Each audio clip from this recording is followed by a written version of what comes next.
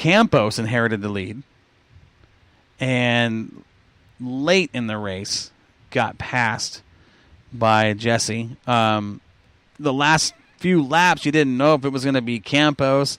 You didn't know if it was going to be Jesse Williamson, Ethan Dotson. I mean, these guys were all right there, duking it out on that little tiny bull ring. They were doing it. That track last night, I watched some live feed, was hooked up. And they got some rain, and then they had to rework it in, so it was probably and it's that red clay. It was probably going to be pretty heavy hammered down. And it was. And I think that's part of the reason that we saw Bryson James lose the driveline. Watching his car on the live feed that I was looking at, he was really hiking up that left front. He was picking it up. The car was flexing. I'm sure that probably had something to do with it.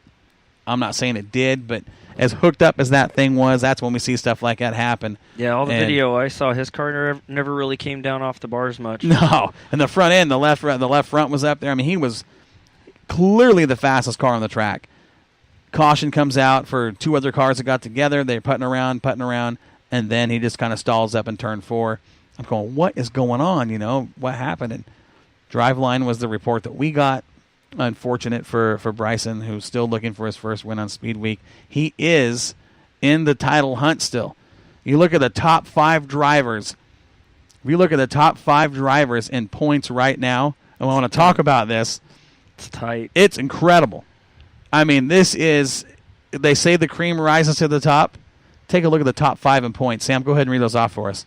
You want to go first to fifth? Or? Let's go fifth to first. Fifth place, we got Colin Weinbarger with a 487. Okay.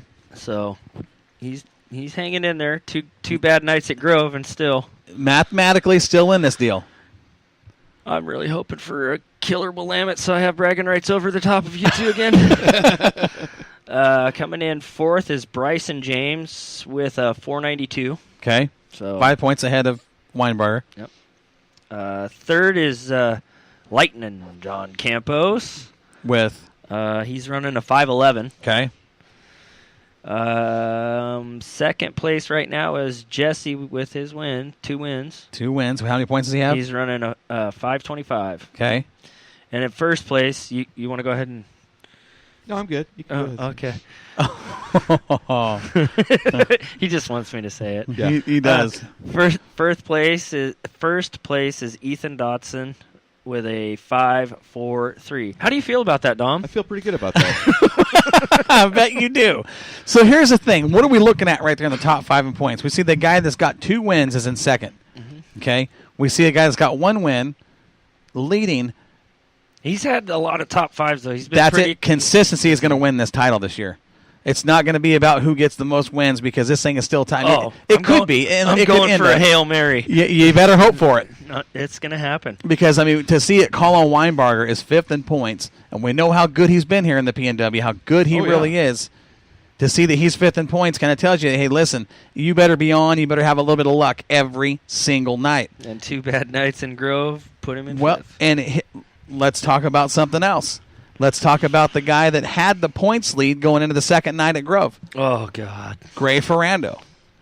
Okay, I want to talk about this because this has been a hot topic since that happened, okay?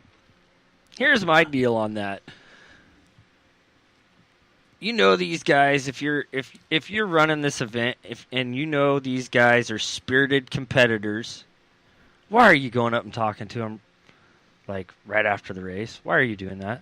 Why don't you let Well, here's the thing, and I agree. I know what you're talking about. Let's okay. So that we had an incident, which really So there was an incident with Gray and Preston Luckman. We've talked about this the last couple of months. We've talked about racetrack etiquette, even if you're not a professional, to act like a professional. Okay, so I wasn't there. I'm going off confirmed reports of people that were there that I trust to give me the breakdown. Right. So evidently, Ferando gets together with Luckman and ended Luckman's night. Okay. Number one, you cannot walk through the pit area, PO'd, yelling, "I'll pay somebody $1,000 in a free bumper to take out the V13." Okay. I don't care how mad you are. That is not representative of your sport, of your sponsors, or your fans. And why aren't you being banned and barred for that? This is my point I'm talking about. Okay, you cannot do that. I don't care who you are. Unacceptable. Okay, now we know Ferando is fast. We know this. We also know when he gets frustrated, he can get a little hot under the head, a little under the collar, right? I mean, this is a fact. We're not talking bad about anybody. We're talking facts. No. He even has said he'll be the first to admit it. Yeah. Okay, that's one thing about Gray. I mean, he'll own it. He will. Okay, so after the deal with Luckman, I'm sure he was a little frustrated. There was another incident, which we saw a repeat of. I mean, it happened a couple weeks ago down at Cottage Grove. 36 and V13 racing for the lead. 36 on the bottom, V13 up high. 36 gets out of shape, and a fact that watch the videos. That's all I'm going to say. There's nothing done with intent. It's just anybody who says, "Oh, that was done on purpose by 36." You're just not. You don't know anything about racing. You know nothing about racing. I'll call you on it right now. You know zero about racing. Campos is a competitor just as much as Gray Ferando is, and if you want to talk about drivers that are hardcore competitors, those are the top two on the list right now. I'm talking attitude-wise. These guys are like Ray Lewis. You know what I mean? They're giving it their all, or it's turned off. That's how these guys roll. You got to appreciate that. And they keep finding each other. Well, that's the thing. That's what I'm going to say. Campos, again, on the bottom, hits a rough spot. The car turns up, gets into Ferando, knocks Ferando off the track. Okay? I can understand Ferando's frustration. Okay. 100% I can understand that. If it was me in the car, you or anybody else would probably feel the same way. Mm-hmm. Racing for the lead with the same guy that happened with last time, unfortunately. It was almost a replay of what happened. I can see why he's frustrated. I can see why he would say, "Oh, that's done on purpose." Watch the video. It is not done on purpose. It's just a racing deal. Period. Okay? And now, Grove is not kind to either of you. No, it's not. It's not kind to either one of those drivers. But they both have wins there. Mm-hmm. They're both really fast there. So, after that takes place, again, I'm being told by a very reliable source I had that was there, on top of you guys and all that stuff. I mean, you guys know Ferando drove Campos up towards the wall. There was a bit of a discussion, we'll call it a discussion on the track between the two, and some activity in the pit area. Okay? Now, you bring up a good point, Sam, with the track official. And I don't think it was right after the race. I think it was actually the next day. Well, But to approach a driver and address a situation the way it was addressed was not handled properly. Okay? Talking to a driver, "Hey, listen, here's what's going on. We understand you're frustrated. We understand the situation. We're going to watch. We're going to watch for retaliation. We're going to watch for this. Let's keep our heads cool." That's how you approach it. You can't come up and say, "We're watching you. No BS. Da-da-da." I mean, you can't make a driver feel verbally attacked. I think they did. Absolutely. And I'm saying that from people that are close to Moxie that watched the deal. Okay? Of all people, probably not the best way to approach Gray Ferando. Just because Gray is one of those guys that said, "Hey, look, you're not going to talk to me like that." You know, I mean, don't come over here and push with me. Everything else that's happened, and I get why he's frustrated. I do too. Okay, I understand all that, and you can't blame him or any other driver. No. They're all going to react probably the same. You're under is high stress. This is a big race. It's a big week-long race. Everybody's tired. You're the points leader. You're the points leader. There's going to be tension in your. No matter how cool and calm you are as a driver, it's going to be tension. But the way that was done probably wasn't the best way to do it. Okay, now let's flip that coin over. The reaction was every bit as bad. Telling an official, "Get on your quad, get out of here," and don't quote me, but basically the verbatim that I got was, "I'll do what I want." Okay, that probably wasn't the best way to respond. And it wasn't quiet. Oh, I'm sure it wasn't. But again, I get that. I understand where he's coming from. Okay? Yeah. Here's the part that I have a problem with. This is the part that I look at it, and this is where I see the problem. Number one, the race day hadn't started. Okay? There'd been nobody racing yet, and you come at a guy and you approach it like that. He responds, and the official responds with, "You're done. You are not racing today." Okay? That is 100% wrong.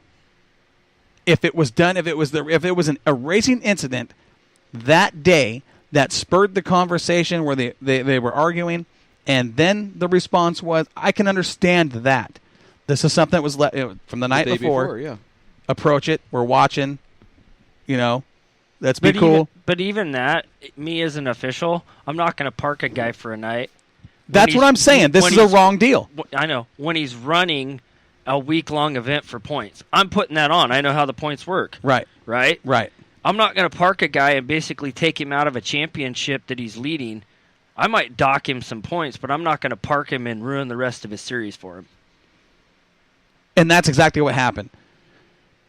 Over an argument that wasn't handled correctly. It really wasn't. And it wasn't handled correctly, number one, on the official's part. And then the response, obviously, and Gray will tell you, he probably shouldn't have done that. But here's the thing. To ban a guy for the night and force somebody else to drive his car where the points in IMCA go to the driver. So he couldn't score points. Just totally screwed his week. Okay, he had a legit shot at the title, real contention, and that is done. And there's no shot for him to even, he's done. Oh, he's going for W's, though, almost guaranteed. Oh, he will. That's just the way it is. But here's what I see, okay, and this is why it looks so bad.